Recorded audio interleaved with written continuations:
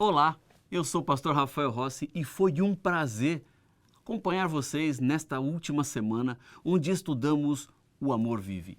Esse amor vive porque Cristo vive. E porque Ele vive, nós temos esperança. E porque nós temos esperança, você não precisa viver com a cabeça abaixada. Você não precisa viver lamentando, murmurando, nem com medo. Porque o nosso futuro será um futuro glorioso. Mas deixa eu te dizer uma coisa. Esse futuro será apenas glorioso para aqueles que se entregam, para aqueles que decidem-se por Jesus. Portanto, o momento é esse. A hora é agora.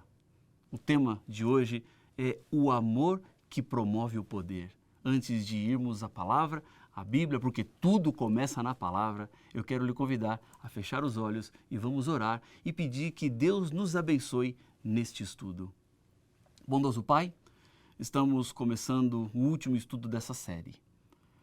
Já vimos que o amor vive e neste momento, na nossa última reflexão, eu quero lhe pedir que o teu Espírito impressione todos os corações, todas as vidas que estão acompanhando este vídeo, para que uma mudança aconteça, para que uma transformação seja real e efetiva na vida de cada adorador.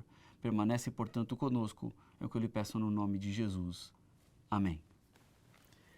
Jesus tinha poder.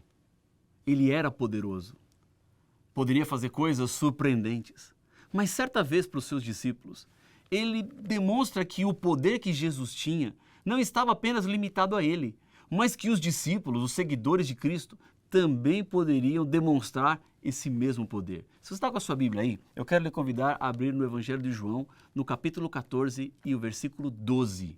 João 14, 12. Minha Bíblia já está aberta aqui e diz assim: em verdade lhes digo, que aquele que crê em mim fará também as obras que eu faço, e outras maiores fará, porque eu vou para junto do Pai. Você já ouviu alguma expressão que diz assim, não tente fazer isso em casa? Na TV, na internet, estão sempre alguns desses experimentos acompanhados dessa recomendação. Somente um profissional pode fazer isso, ou fazer aquilo, ou fazer algo assim. Essa recomendação é uma advertência para que você não tente fazer porque vai dar errado. Sabe que com alguns personagens bíblicos acontece a mesma coisa. Não tente reproduzir o que estes homens e mulheres de fé fizeram se você não tiver fé. Porque sem a fé, provavelmente esses episódios darão errado. E se derem errado, você pode até se ferir. O que eu quero dizer é, não use os métodos de Deus sem Deus. Você precisa, primeiramente, ser uma mulher, um homem de fé. Porque sem isso, você vai se colocar em uma posição muito, muito arriscada. Por exemplo, lembra de Davi? Ele era um pastor de ovelhas e que foi visitar os seus irmãos que estavam na frente de batalha. E lá tinha um gigante chamado Golias. E Davi vai enfrentar esse gigante.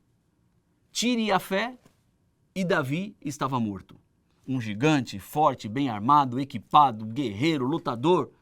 Contra Davi, pequeno, pastor, mal equipado, desarmado, porque foi a Golias com paus e pedras. Tire a fé e Davi está morto. Mas coloque a fé, Davi vence o gigante.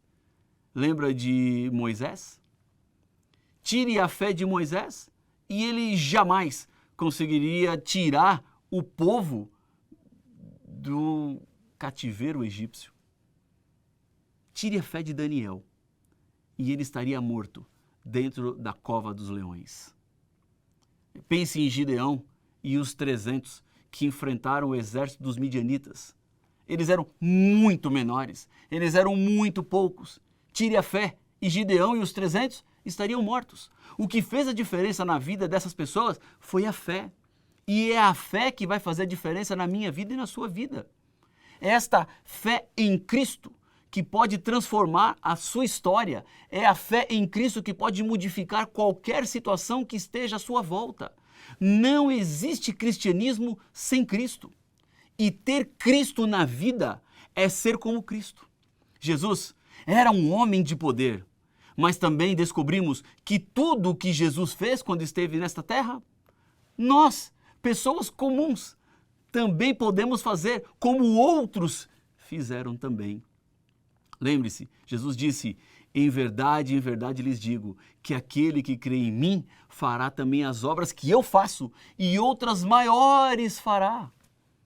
Jesus andou sobre as águas, lembra disso? Mas também está registrado no mesmo episódio que Pedro também andou sobre as águas. Nos evangelhos, Jesus multiplicou 2 vezes pães. O profeta Eliseu também alimentou 100 homens com apenas 20 pães. Jesus lia pensamentos. Pedro leu os pensamentos de Ananias e Safira, como está em Atos no capítulo 5. Jesus operou milagres de cura. Pedro e João, quando entraram pela porta formosa do templo, também curaram o coxo. Atos capítulo 3. Jesus ressuscitou pessoas. Pedro ressuscitou Dorcas. Paulo ressuscitou Eutico em Troade. Elias ressuscitou o filho da sunamita. Em outras palavras, aquilo que Jesus fez, outros já fizeram. Porque o poder de Deus não estava apenas em Jesus, mas o poder era o poder que está à disposição de qualquer ser humano. Vamos analisar juntos 2 caminhos pelos quais é possível obter poder. O primeiro, não confunda o poder de Deus com o que o mundo chama de poder. São coisas bem diferentes. Não dá para associar uma à outra. A marca do nosso tempo hoje é a banalização do que é sério. Vivemos em uma época em que as palavras perderam seu significado. As palavras perderam o seu poder. Agora, como poderemos viver e pregar sem poder? Será impossível. O poder que Deus nos dá não tem nada a ver com posses materiais. O poder que Deus nos dá não tem nada a ver com uma carteira funcional que você tenha, com uma função que você ocupe. Por isso, esses poderes são diferentes. E se nós queremos o poder de Cristo, precisamos recorrer à fonte desse poder. Veja, Mateus capítulo 10, versículo 1. Diz assim, Mateus 10, 1, estou quase aqui, Mateus 10, 1. Quando Jesus chama os 12 apóstolos, diz assim: tendo Jesus chamado os seus 12 discípulos, deu-lhes autoridade sobre espíritos imundos para os expulsar e para curar todo tipo de doenças e enfermidades. Este era o poder, esta era a autoridade que Jesus estava dando sobre eles. Agora, lhe pergunto, será que hoje os demônios abandonaram os homens? Na verdade, eles apenas arranjaram outras formas de possuir os seres humanos. Porque a pior possessão não é aquela que muda a voz, não é aquela que joga a pessoa no chão. A pior possessão é a silenciosa. A Bíblia diz, por exemplo, que Judas foi possuído pelo diabo quando ele foi negociar o pacto de traição contra Jesus. A vida espiritual, amigos, é uma luta. Estamos em meio de uma batalha terrível, feroz, cruel, sanguinária, violenta. E se nós queremos fazer a obra que Jesus nos deixou para fazer, precisamos de poder. Olha Mateus capítulo 10, versículo 8, alguns versículos mais abaixo desse que acabamos de ler. Mateus 10, 8. Jesus dizendo para os seus 12 discípulos: curem enfermos, ressuscitem mortos, purifiquem leprosos, expulsem demônios. Vocês receberam de graça, portanto, deem de graça. Se queremos ter poder, precisamos orar como Jesus. Um dos episódios mais marcantes de Jesus foi o momento da transfiguração, onde ele sobe no monte e ele se transfigura em Deus. Naquele momento, quando um milagre começa a acontecer, a voz do Pai diz assim do céu: ouçam-no, ouçam o meu filho, conversem com ele, orem, jejuem e vocês receberão poder. Porque nada substitui o momento particular com Deus. É quando você caminha ao lado dele, quando você abre o seu coração e quando você pede para que ele transforme você em uma pessoa fervorosa e de poder. Quando você pede a Deus que te ajude a buscar o poder que vem de Deus e não o poder que vem do mundo, ele vai te ajudar. Ter poder é simples.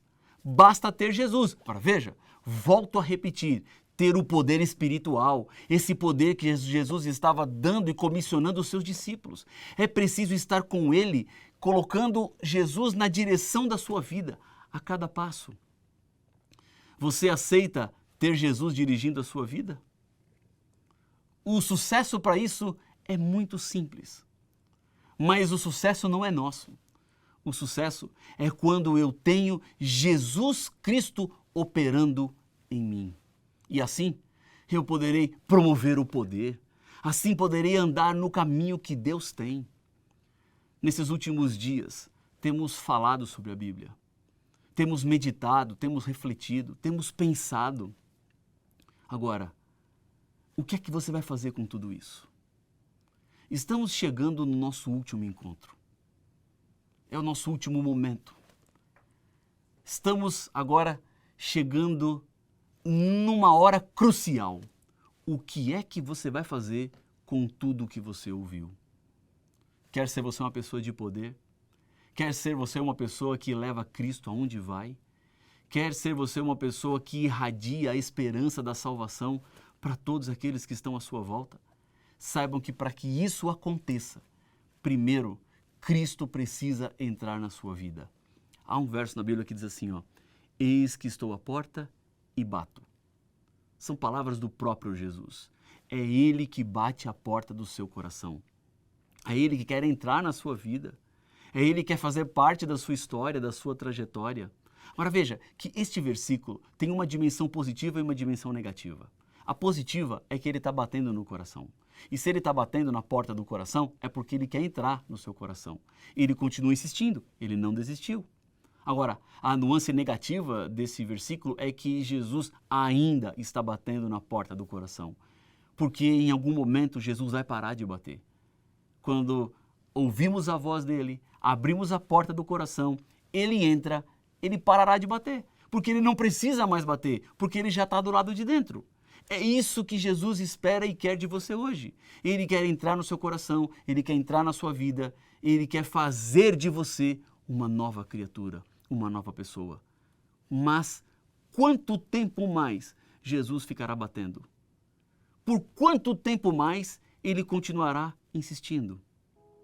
Até quando você deixará Jesus do lado de fora da sua vida? Eis que estou à porta e bato. Ouça a voz do Senhor Jesus. Ouça o clamor que o Espírito Santo faz neste momento, para que Jesus entre na sua vida, seja o Senhor e seja o Salvador da sua história. Aquilo que Ele fez, Ele continua fazendo, porque o poder de Deus é exatamente o mesmo. É o poder que se manifesta na nossa fraqueza, é o poder que se manifesta nas nossas limitações. Portanto, a hora é agora, o momento é esse. Quanto tempo mais você vai resistir? Quanto tempo mais você vai esperar? Não deixe para depois, porque o amanhã pode ser tarde. É o seu desejo? É sua decisão? Se sim, ore comigo. Pai de amor, Deus querido, obrigado pelo tema e pelo estudo que tivemos agora e durante toda essa semana. Queremos lhe entregar toda a nossa vida. Toma-nos sem limites, para que sejamos inteiramente teus. Pai, confirma a nossa decisão agora com o teu Espírito.